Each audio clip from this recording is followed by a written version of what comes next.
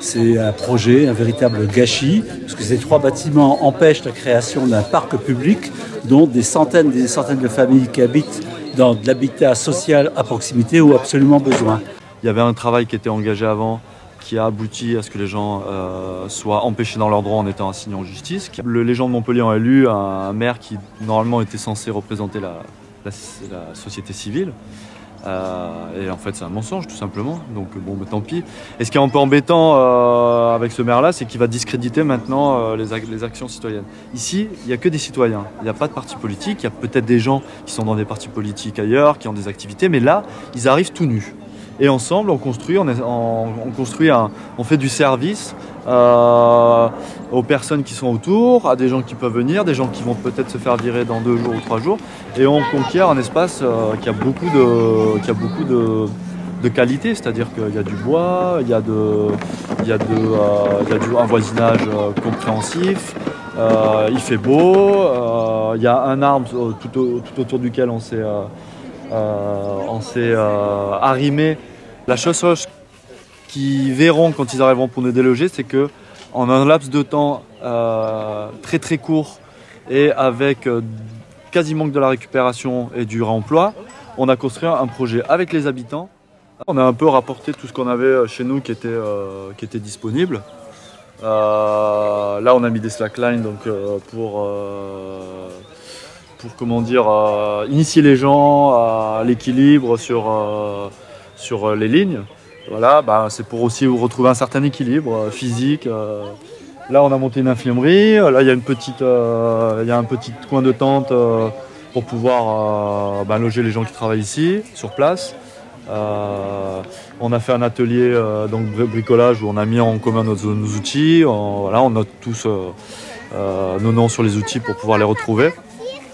Et il y a une récupération du bois qui avait été débité par donc le bailleur social qui commence le chantier. Apparemment, il y a des gens qui sont sur la brèche pour pouvoir construire. Il y a les commodités, on va dire, des parties communes classiques, les toilettes sèches. Quand on arrive sur une terre comme ça et qu'on n'a pas de toilettes, c'est la première des choses. Si on est 30 ou 40, il faut absolument avoir des toilettes. Donc on va suivre le chemin des toilettes. Je vais vous montrer comment ça marche. Alors nous, on a construit des cheat pits. Les cheat pits, c'est des petites tranchées comme ça, qu'on creuse de 10 cm à peu près. Et on met un peu de copeaux de bois au fond. On fait pipi caca dans le cheat pit.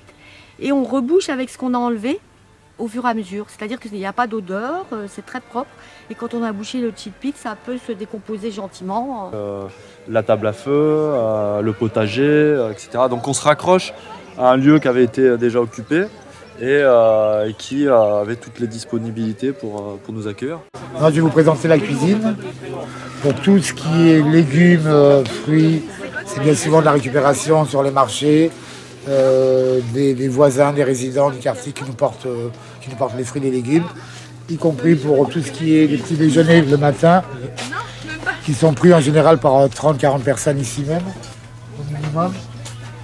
Voilà, tout est rangé, voilà, tout est organisé. C'est que des dons des commerçants, des habitants du quartier, des résidents. Hop. Merci beaucoup, merci pour la cause.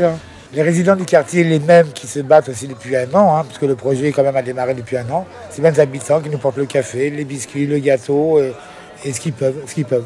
Bien entendu, tout est recyclé. Vous avez là le compost qui va ensuite, je vous ferai voir là-bas. Là, vous avez tout est trié. Et donc, pour l'instant, nous qui travaillons sur le camp, on n'a pas eu à se soucier de collecte d'argent pour pouvoir manger. Hier, il y avait bien une 60aine de personnes.